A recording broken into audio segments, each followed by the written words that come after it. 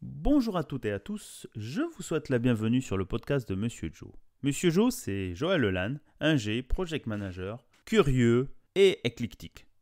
Justement, comme ce podcast, tourné vers les entrepreneurs, les entrepreneuses, francophones et francophiles d'Allemagne et d'ailleurs. Nous nous attachons à découvrir les différentes facettes, parcours de créateurs de projets par un échange convivial. C'est parti! Bonjour chères auditrices et chers auditeurs, écoutez, je suis ravi de vous recevoir pour ce nouvel épisode, l'épisode 57.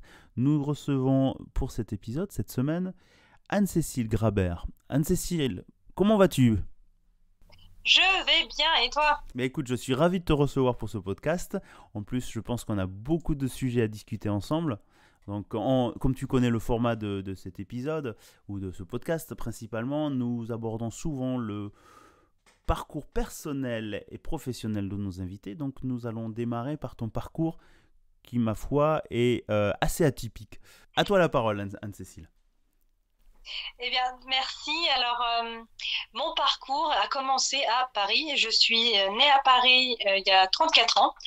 J'ai grandi à Paris et jusqu'à mes 10 ans à peu près, ma mère a décidé de partir vivre à la campagne. Et donc ça a été moi ce que j'appelle mon premier choc culturel, parce que passer de la grande ville parisienne avec tout à disposition à des heures incroyables et arriver à la campagne où tout ferme à 18h, je me rappelle, on a eu plusieurs surprises. Ah mince, on va pas manger ce soir en fait parce que tout est fermé, on n'a pas fait les courses. Bon bah tant pis. On va manger des pâtes. Ouais, on va faire des pâtes, on prend une pizza. Ok, on salue nos amis parisiens et aussi les campagnes, parce que nos belles campagnes françaises quand même, c'est aussi agréable. On peut pas tout avoir, on va dire. Voilà. Et chaque lieu a ses avantages et ses inconvénients. Exactement. Et en fait, j'ai continué mes études, si on peut parler d'études, quand on n'a pas encore passé le bac. J'ai donc eu mon bac au lycée en forêt à Montargis pour les Montargeois. Bonjour, bonjour. Bonjour. Donc c'est dans quel coin ? Tu nous avais dit vers Tours. Orléans.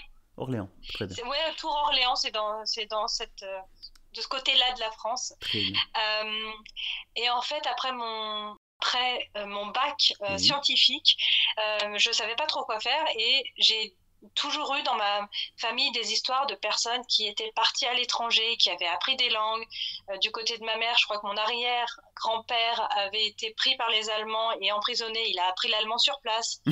Quand ils l'ont relâché, il a été délivré par les Russes. Les Russes ont cru qu'il était allemand parce qu'il parlait tellement bien allemand qu'il ne pouvait pas être français. Aïe. Il s'est fait embarquer par les Russes, il a appris le russe, il est revenu.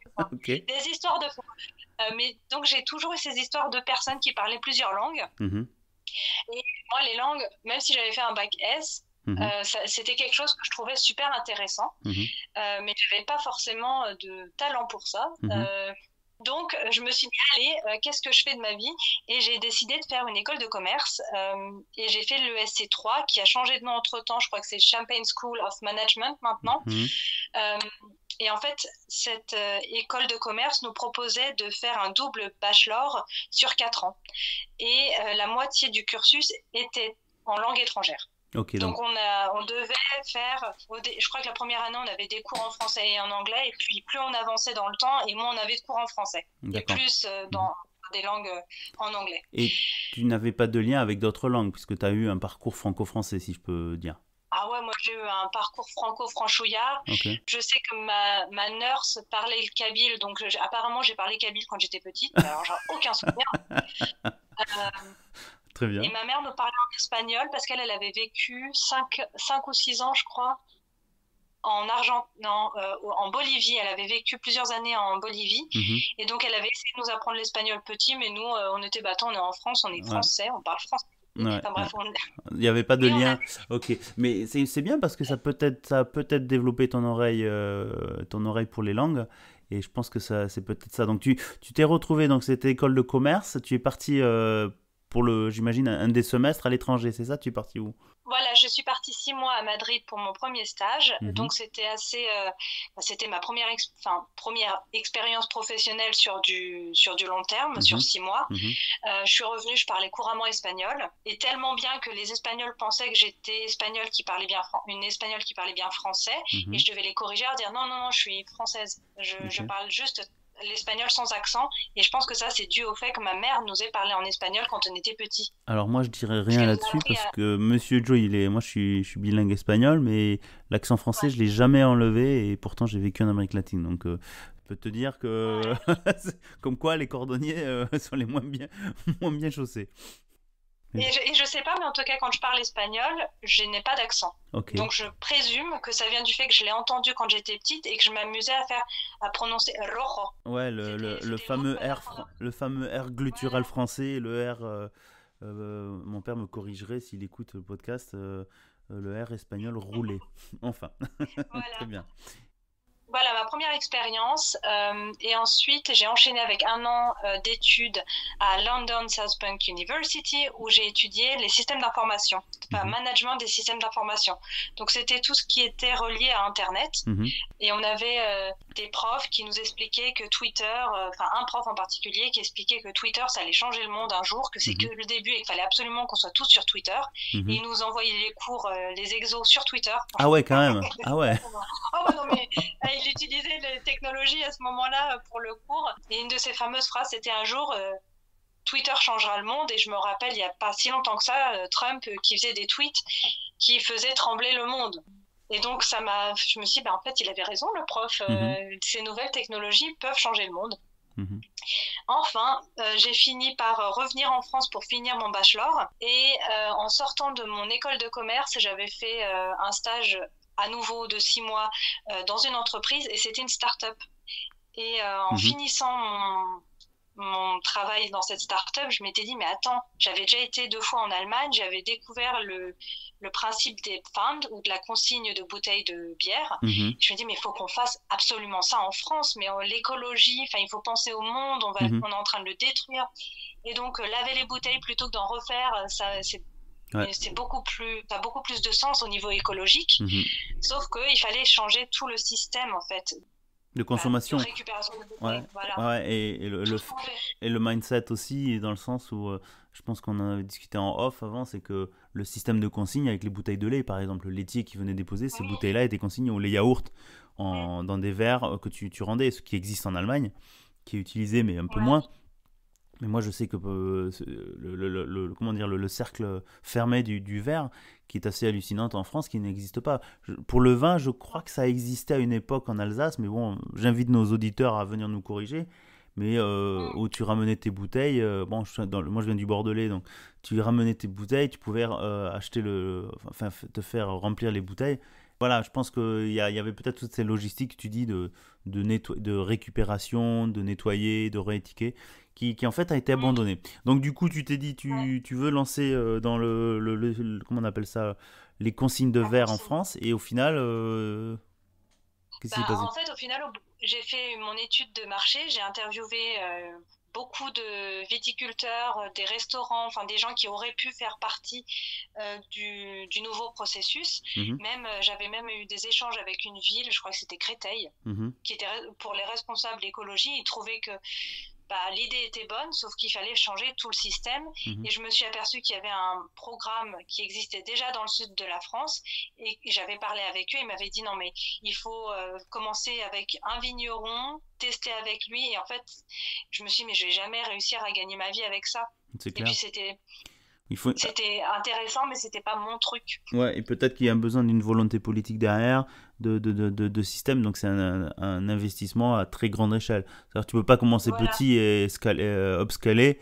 Donc du coup, la start-up sur la consigne du verre en France, je pense qu'il y en a beaucoup qui ont eu l'idée. T'as arrêté, tu t'es dit bon, qu'est-ce que je fais maintenant? Tu cherchais un job ou un stage encore après? En fait, j'ai juste communiqué avec mon réseau en disant voilà, je parle 3 langues, j'ai fait une école de commerce, je cherche un travail, je cherche quelque chose où mes compétences peuvent être utilisées. Et donc, vu qu'à l'époque, je savais pas encore ce que je voulais faire. Okay. Je savais ce que je voulais pas faire. Ça, c'est déjà pas mal. Sur l'orientation. Et je suis arrivée à l'OCDE. pour un stage au début et ils ont fini par m'embaucher. Et en fait, à l'OCDE, j'ai travaillé avec des équipes interculturelles où en fait, j'étais la seule française. On travaillait en anglais. C'était assez impressionnant d'arriver dans ce monde que je connaissais pas en fait. Ouais, encore une fois. Et qui en plus enfin moi c'est pareil quand on voit l'OCDE, je pense que pour nos auditeurs aussi, on voit ça comme une supra-organisation qui fait des études sur comment sera le monde en 2050, les taxis volants ou les infrastructures ou la redistribution des biens. Donc je pense que est-ce que tu peux nous confirmer, c'est un peu ce que tu as fait, tu m'avais marqué que tu avais fait donc un stage dans le service des taxes ou dans la réflexion, un groupe de travail sur les taxes. Ça peut paraître un peu, sec, comment dire ça en français, je perds mon français. Quand on parle de taxes, c'est pas super sexy, quoi. C'était quoi l'idée derrière ? En fait, ce qui était intéressant, c'est que l'OCDE, c'est donc un regroupement de 27 pays, peut-être que ça a augmenté entre-temps, qui partagent les bonnes pratiques et qui disent nous, en matière de taxes, on fait comme ça et voilà les résultats. Et donc, il y a des comparaisons entre les différentes méthodes utilisées. Et au travers de ces analyses de comment ça fonctionne vraiment dans la vraie vie, ils proposent des suggestions pour améliorer le système de taxes.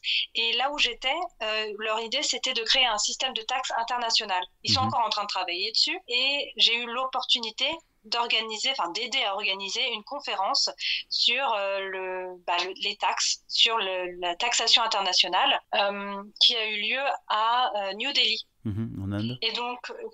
c'est en Inde, Inde, à New Delhi, et c'était censé être un programme où moi je soutenais depuis la France, et puis les organisateurs, donc les chefs de mon équipe, partaient en Inde, et en fait à la fin je suis partie avec eux. J'ai eu vraiment la chance qu'ils acceptent de financer mon voyage, parce qu'il y a toujours les histoires de financement, et j'ai pu être à New Delhi pendant... la conférence, et je suis restée un peu plus longtemps après, quelques jours, j'ai dû rester une semaine de plus, et j'ai pu découvrir l'Inde, et ça il y a de quoi faire un podcast là-dessus, mais j'ai découvert l'Inde comme jamais. Ok. C'est magnifique. Tu disais donc à l'OCDE, donc c'est un melting pot de profils différents, avec des idées, des mindsets complètement différents, qui essayent de faire quelque chose en commun, de changer le monde, même si ça sonne des fois utopiste dans des situations comme on vit actuellement. Donc ça porte un certain espoir.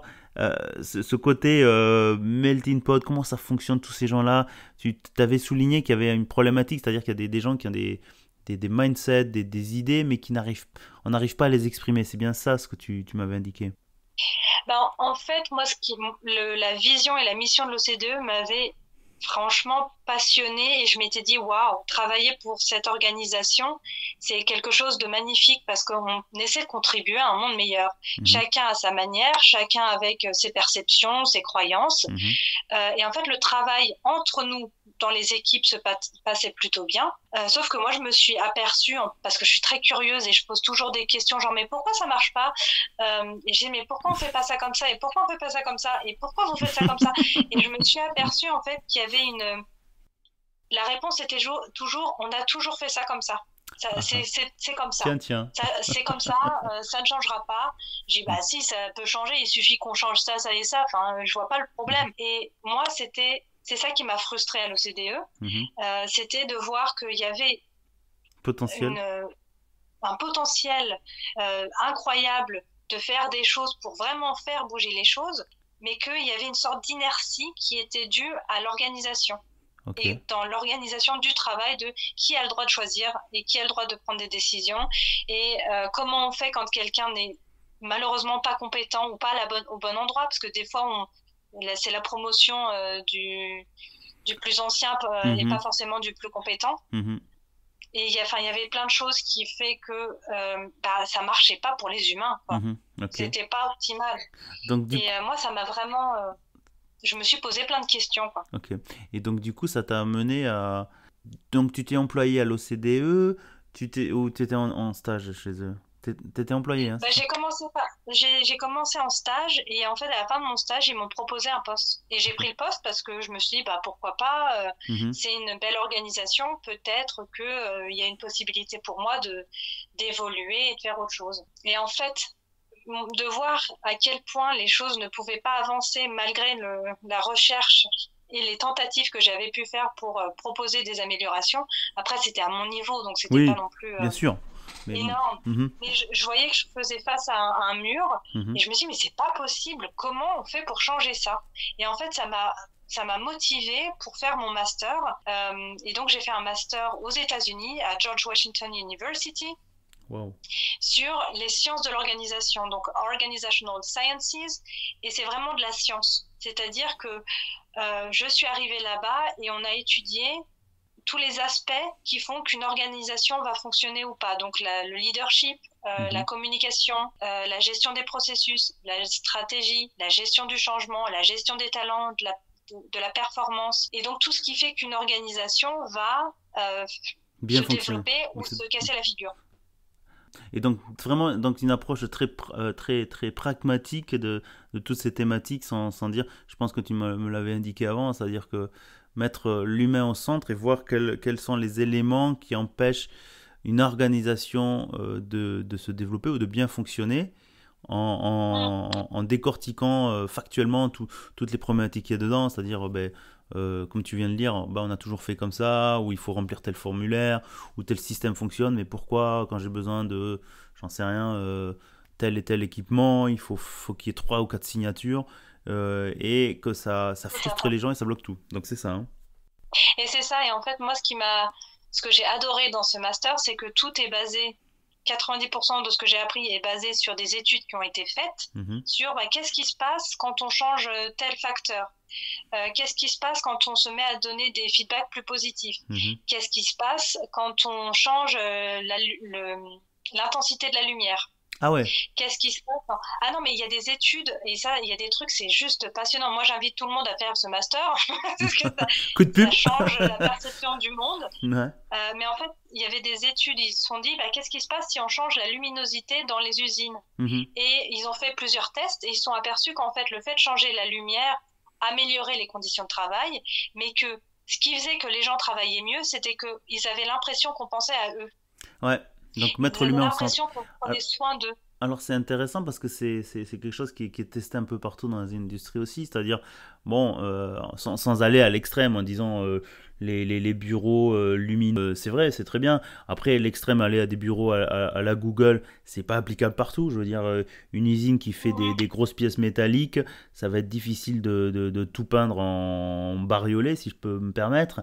Parce que voilà, c'est de l'industrie lourde, mais c'est vrai que je viens là-dessus, c'est-à-dire le meilleur exemple qu'on peut voir est la transformation, la digitalisation. Je pense que le Covid là-dessus a mis un coup d'accélérateur aux sociétés, dans le sens où on interdisait aux gens de travailler de chez eux, parce qu'on disait le besoin de les avoir tous au bureau, et on s'est rendu compte, c'est sûr que c'est pas applicable partout, hein, je veux pas généraliser, mais de donner cette possibilité, je pense qu'il y aura un après, c'est-à-dire le mix, ce qu'on parle de travail hybride, une grosse thématique, c'est pas fait pour tout le monde.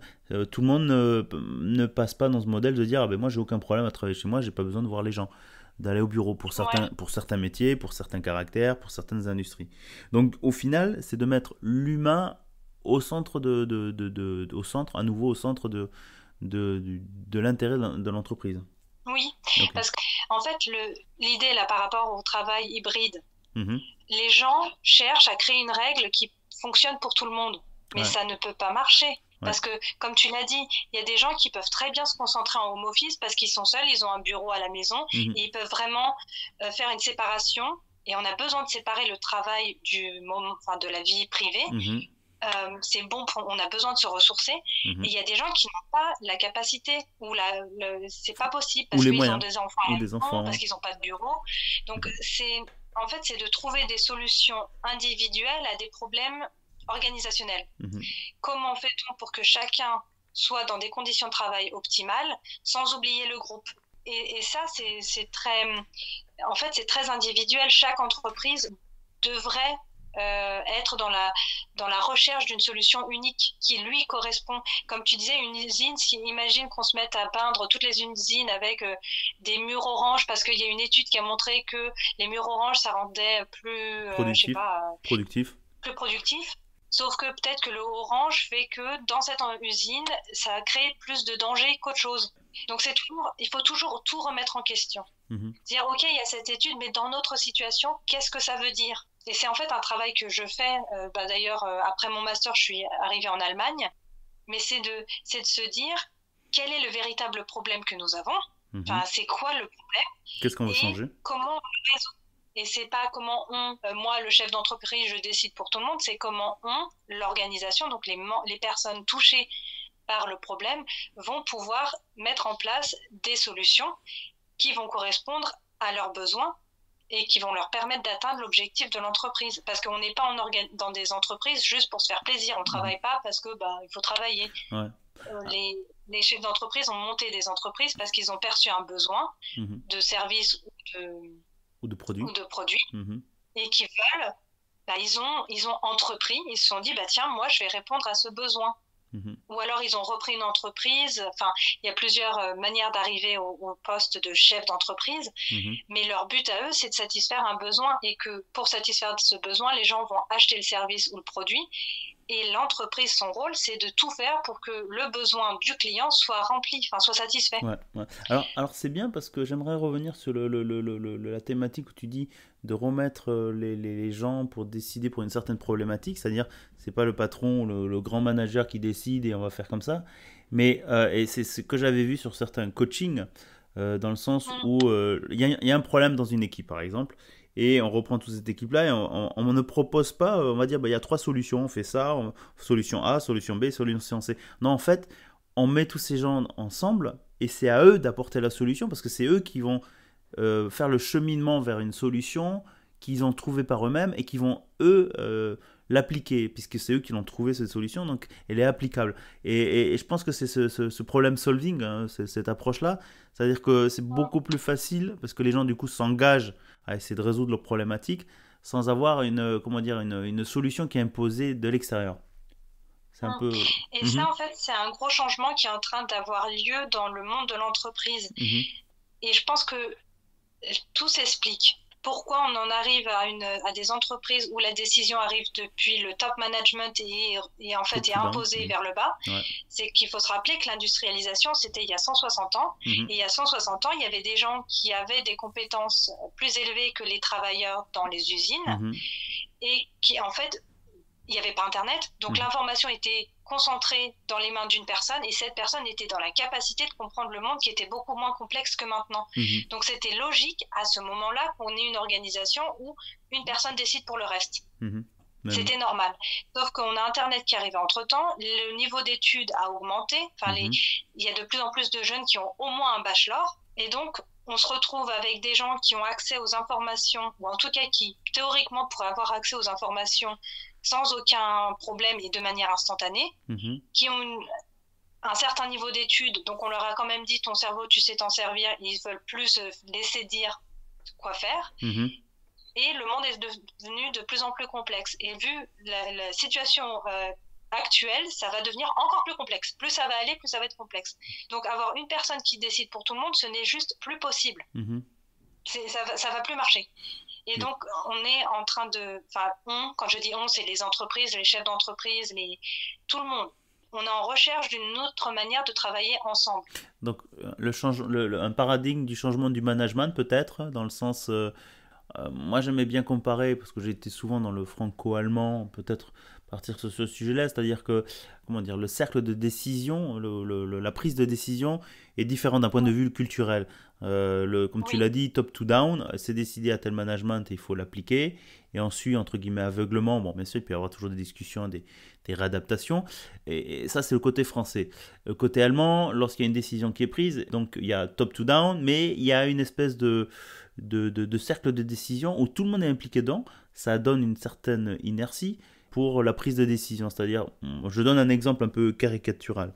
On décide de changer une approche d'une méthodologie à haut niveau dans une société et en fait tout le monde est invité à donner son mot, que ce soit depuis le patron, l'opérationnel, l'assistante, et au final on arrive à un niveau de consensus, donc la prise de décision sur le consensus et non pas sur cascadement de l'information, c'est-à-dire ok, c'est le N plus X qui a décidé et c'est applicable ainsi de suite, même si et on laisse voir l'évolution de ce sujet-là. Donc toi tu dis maintenant l'approche est d'un point de vue, on a l'accès à aux informations qui est très très répandu, des gens qui on n'est plus dans un modèle top to down, mais l'implication de tout à chacun d'apporter son point de vue ou ses propositions, c'est-à-dire la parole ouverte à tout le monde.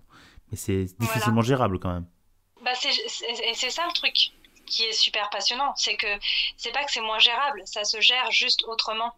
Et là, il y a des entreprises qui sont déjà très en avance par rapport à cette question de partage de pouvoir, parce que finalement, ce changement organisationnel, c'est un changement de répartition du pouvoir, de qui décide, qui a le droit de faire quoi. Donc, c'est des questions sur les rôles, les responsabilités, les conséquences de notre action ou non-action. L'important, c'est de se rappeler pourquoi on est là. Donc, parce que je travaille avec des équipes qui, des fois, s'arrachent les cheveux presque parce que ils n'arrivent plus à travailler ensemble. Parce qu'en fait, le monde est devenu très complexe. Ils savent plus qui doit prendre quelle décision.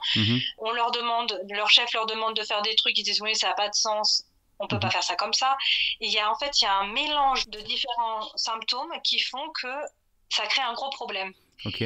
Alors, est-ce que ça veut dire que... Alors, il y a peut-être la problématique, je vais peut-être reformuler, c'est-à-dire qu'on a une source très importante d'informations variées, la rapidité de la prise de décision, le questionnement des employés ou des gens invités à la prise de décision.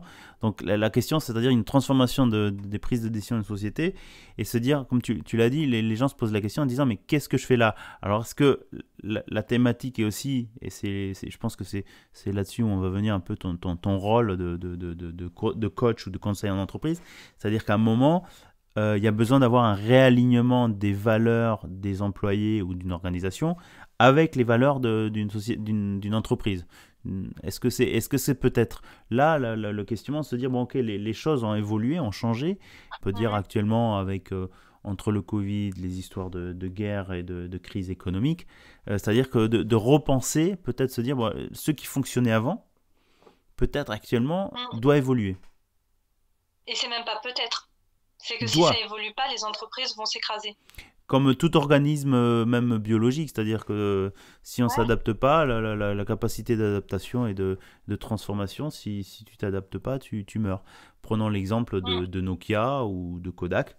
Je pense que j'aime bien cet exemple-là parce que il y en a eu d'autres industries qui, on va dire, la transformation dans les taxis aussi. Bon, après, il y a toujours...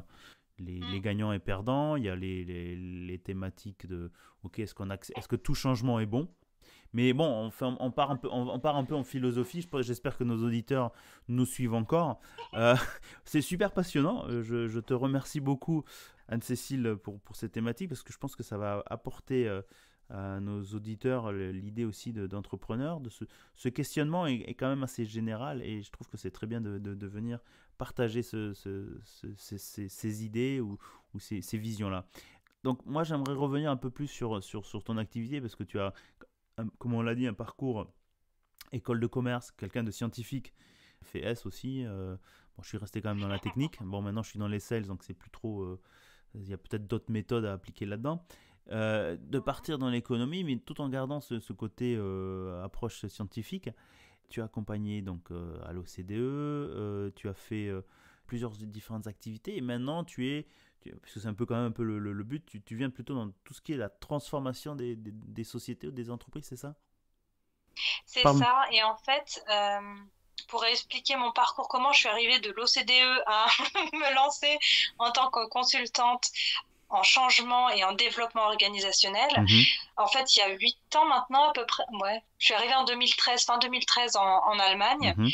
Et ma première étape, ça a été d'apprendre l'allemand. Oui. Et j'ai travaillé dans différentes entreprises. Au début, j'étais en interne dans une petite entreprise. Enfin, petite, il y avait 200 employés, donc c'est pas si petit que ça. Et en fait, j'ai aidé le bureau qui était composé de 5 personnes à mieux s'organiser et surtout à passer du travail sur des documents papier au travail avec Excel. Donc c'était une première étape de digitalisation. Oui, le grand sujet. Et c'est un grand sujet, mais c'est un sujet où je pense que beaucoup d'entreprises n'osent pas dire qu'elles travaillent encore avec le papier. Qu'elles font des échanges par email, qu'elles font certains trucs sur Internet parce que maintenant le banking, la banque c'est sur Internet et on peut plus faire. C'est beaucoup moins facile de faire des choses par téléphone, par exemple, mais que leurs processus à eux sont toujours fait par papier, c'est-à-dire un truc est imprimé, on écrit des trucs dedans, on passe le papier à quelqu'un, et donc moi j'avais aidé cette entreprise à passer d'un système tout est fait sur papier à utiliser un document Excel pour faciliter le travail et surtout l'accélérer, parce que faire des calculs à la main sur une vingtaine de pages, ça amène à 50% d'erreurs, faut toujours recorriger, enfin bref. Et ça c'était ma première expérience en Allemagne, et j'ai ensuite travaillé pendant 2 ans en tant que consultante IT Beraterin, donc consultante en informatique chez Volkswagen. Ah ouais. Et où là j'ai vu un autre mastodonte, c'est dans le même style mastodonte OCDE, là c'était le mastodonte Volkswagen. Qu'on salue, hein. Le monstre.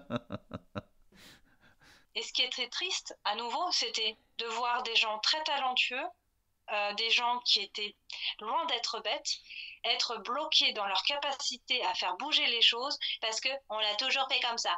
Et c'était, moi, je faisais des analyses de processus et je leur disais, bon, vous me demandez d'analyser ce processus, mais en fait, ce qui serait bien, c'est d'analyser tous les processus. Parce que mon processus, c'est un mini truc dans la machine Volkswagen. Je fais mon travail, ça sert à quelque chose, mais si vous voulez vraiment changer les choses, il faut tout regarder. Il faut regarder l'entreprise en entier. Et c'était très frustrant pour moi, et en plus, on n'avait pas du tout... C'est ma perception, peut-être que je suis tombée au mauvais endroit. Et donc, tu t'es retrouvé là-dedans, à nouveau un peu frustré en disant, bon voilà, je veux changer le système, et tu ne peux pas. Donc du coup, tu es parti ou comment ça s'est passé ? En fait, j'ai fini par partir parce qu'en plus, moi, je vis dans le sud de l'Allemagne, donc vers Stuttgart. Et personnellement, je passais plus de temps à Wolfsburg, que chez moi. Et ça me correspond. J'avais pas l'impression d'avoir l'impact que je voulais avoir. Donc, j'ai changé et je suis passée dans une entreprise qui faisait du développement organisationnel. Donc, en allemand, c'est Organisationsentwicklung. Et c'est ce qui ressemble le plus aux Organizational Sciences que j'avais fait, moi, que j'avais étudié. Donc, un alignement sur tes valeurs. On revient au sujet. Sur mes valeurs, avec une équipe super sympa, en plus, qui m'a bien accueillie. Ils ont été très chaleureux. Et ils m'ont donné l'opportunité de me former à la modération systémique. Et en fait, au bout d'1 an, j'avais un contrat d'1 an, et au bout d'1 an, ils n'ont pas pu me garder pour diverses raisons. Mais on est d'ailleurs resté en très bon contact, parce que je fais des projets pour eux maintenant, en tant que travailleuse Et en fait, après cette année à travailler avec eux, à découvrir en fait des méthodes de travail en équipe, donc pour faire appel à l'intelligence collective. Donc ça, moi, c'est mon dada. Je me suis retrouvée 1 an au chômage, et en fait, j'ai profité de cette année de chômage pour me former au coaching, pour faire une formation de formateur, donc train the trainer. Et en fait, j'ai cumulé les compétences nécessaires pour pouvoir moi-même accompagner des gens dans leur processus de changement. Puisque moi, j'ai la théorie de mon master, et j'ai commencé donc à utiliser ces compétences avec cette entreprise qui m'avait pris pendant 1 an. Et j'ai décidé de me lancer au bout d'1 an de chômage, parce que j'avais envie, à 21 ans, j'avais dit un jour je monterai ma boîte. Et là, je me retrouvais à presque 1 an de chômage, à pas trouver de boulot, à avoir des super interviews où je me disais ça y est, je l'ai. Et puis, il y avait toujours quelqu'un d'autre qui était prêt à ma place. Je fais ok, si personne ne peut m'embaucher, je vais créer mon propre boulot.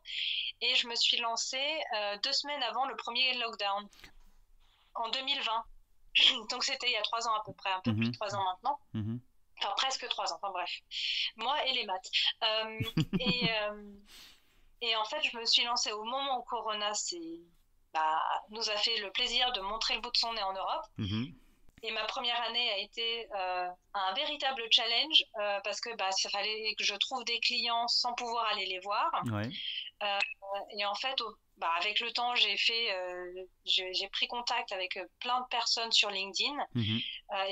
Moi, je conseille à toute personne qui ne connaît personne dans sa région en Allemagne de prendre contact avec tous les francophones sur LinkedIn. Ouais. Et de dire, voilà, je suis française.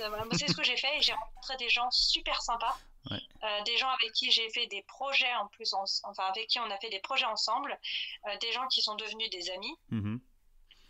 Écoute, tu nous as contacté comme ça aussi, hein, Monsieur Joe, et j'étais ravi et puis on a des connaissances en commun, et je pense que c'est très important en fait de l'approche de toujours, et je pense que tu as cette approche-là, c'est pas pour rien que tu es venu me contacter, c'est-à-dire poser des questions, et il y a des choses qu'on ne sait pas faire, toujours savoir demander de l'aide, parce que les gens sont toujours prêts à aider en fait.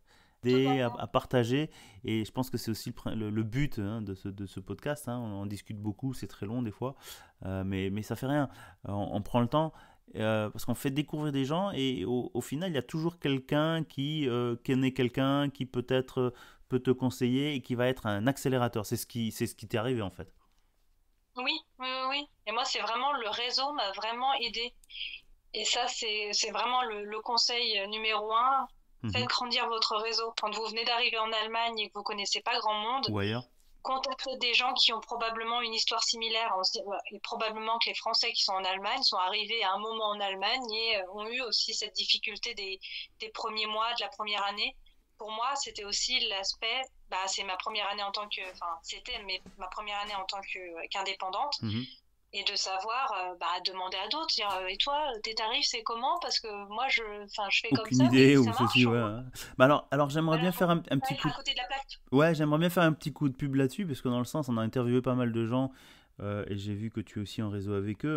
Je veux leur faire un clin d'œil à Anne-Christelle d'Emploi Allemagne, hein, je crois qu'ils sont à l'épisode 41, qui tu dois connaître aussi.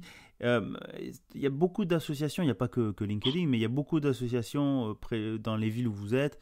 Bon, le Covid, le bon côté, je vais dire de cela, c'est que on a explosé les frontières géographiques, les limites géographiques, où la digitalisation, en fait, c'est quand même toujours des humains, c'est peut-être derrière un écran, mais en étant authentique, en posant les questions, les gens sont toujours prêts à vous remettre en relation. Quelqu'un connaît quelqu'un qui peut vous aider. Moi, je pense aussi à Véronique Boursier qui était passée, on en avait discuté, je crois, à l'épisode 22, plutôt on parlait de son activité dans le SAS, mais qui en fait, elle manage, je ne sais pas si on peut dire manager ou modère, des groupes sur Facebook d'entrepreneurs francophones. Je vous invite aussi à aller jeter un coup d'œil. Véronique, un petit bonjour aussi au passage, si tu nous écoutes. Et il y a plein de petits groupes. Elle a commencé avec ces groupes-là, dans le sens où elle est indépendante, elle a besoin, comment on fait ceci, comment on fait cela, et on pose des questions. Donc c'est un peu, moi j'aimerais dire, le Facebook, c'est un peu l'époque des newsgroups, pour ceux qui connaissent de l'origine d'Internet, où tu allais sur des forums, poser des questions. Il y avait un côté anonymat, mais au final, je pense que c'est le monde digital et la partie d'une personne, ta partie virtuelle.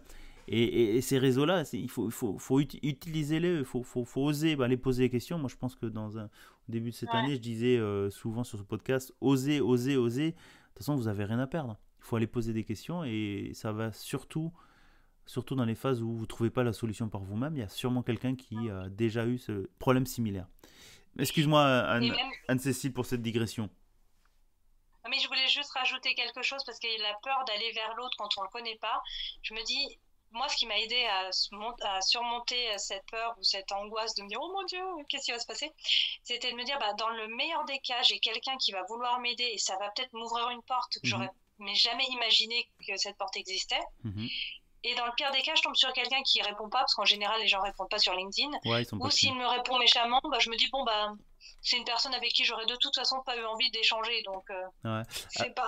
Ouais, mais bien de le savoir. Alors c'est ça qui est génial, parce que je veux faire quand même, je veux revenir dessus. Quand tu m'as contacté, je trouvais ça super. Bon, après, je pense que t'es un peu comme moi, t'es pas une personne introvertie. Mais bon, d'être derrière un écran, ça aide aussi les introvertis à aller s'ouvrir et poser des questions.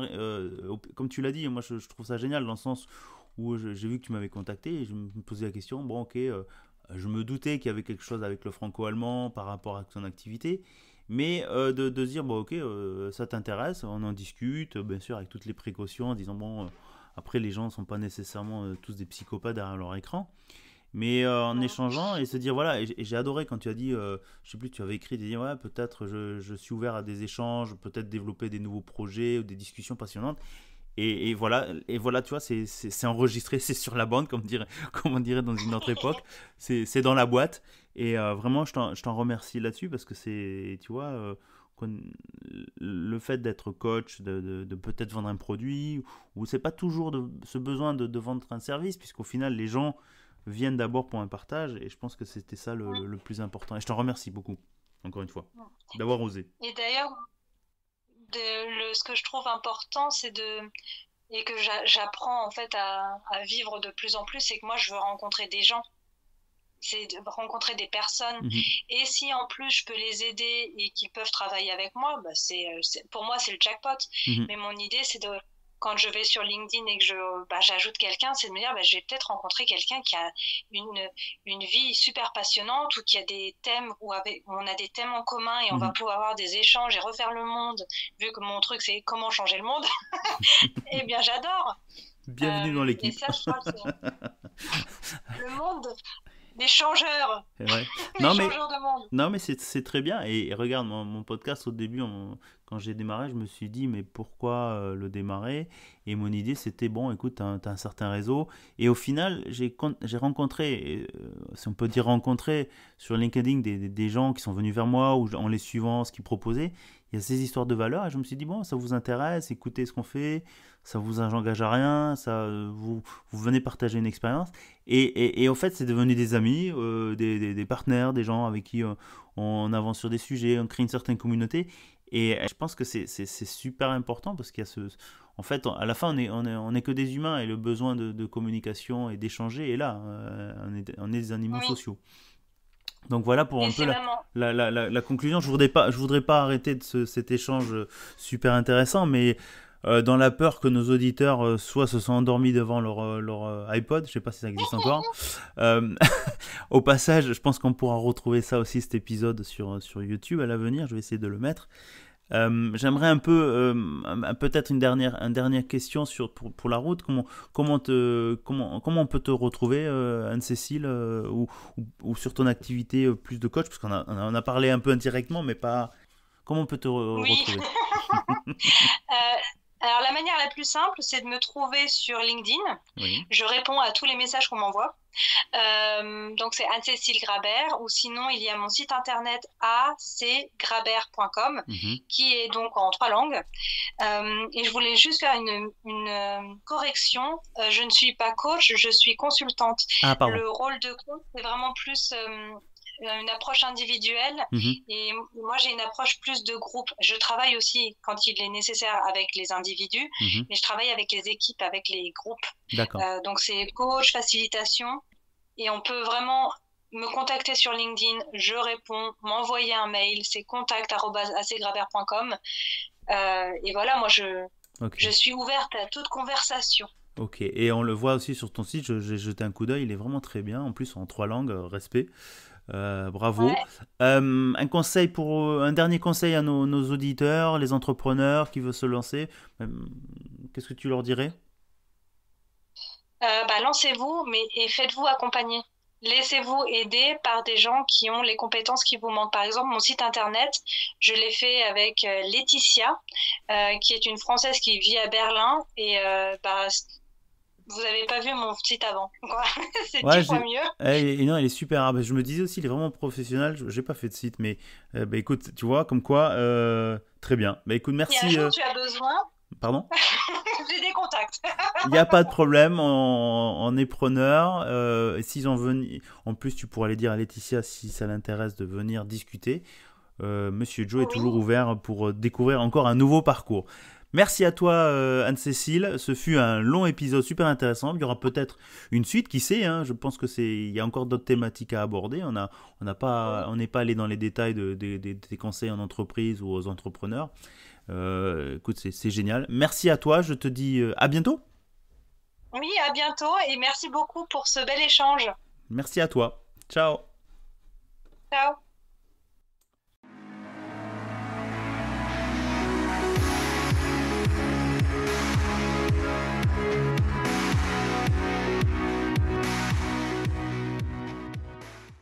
Eh bien, chères auditrices et chers auditeurs, j'espère que ce 57e épisode avec Anne-Cécile Grabert vous a plu. Vous la retrouvez, comme elle l'a indiqué, sur LinkedIn en cherchant Anne-Cécile Grabert ou sur son site acgrabert.com, Grabert, G-R-A-B-E-R. Je vous invite aussi, donc, comme on a entendu, d'autres entrepreneurs, entrepreneuses qui se lancent, qui ont envie de venir partager leur expérience, leur vécu, de venir nous contacter à Monsieur Joe, donc soit par le blog monsieurjoël.blogspot.com ou en me contactant Joël Lelanne sur LinkedIn, en m'envoyant un message. Je serai ravi de vous lire et prêt à discuter avec vous après pour un enregistrement, qui sait. Merci à vous et donc maintenant il ne me reste plus qu'à vous dire portez-vous bien, à bientôt et surtout restez curieux. Ah oui, j'oublie tout le temps. Si vous nous suivez sur Apple Podcast, je vous invite à prendre quelques minutes, c'est pas très long, à mettre 5 étoiles sur le podcast de Monsieur Joe. Ça permettra à d'autres auditeurs de nous trouver plus facilement. Merci à vous. Prenez ces quelques secondes, quelques minutes pour remplir cela. Ça ne prend pas beaucoup de temps, ça ne coûte rien. Et nous, ça nous aide beaucoup à ressortir sur les listes et à peut-être apporter ce partage à d'autres auditeurs qui ont envie de se lancer. Voilà. Merci beaucoup. À bientôt.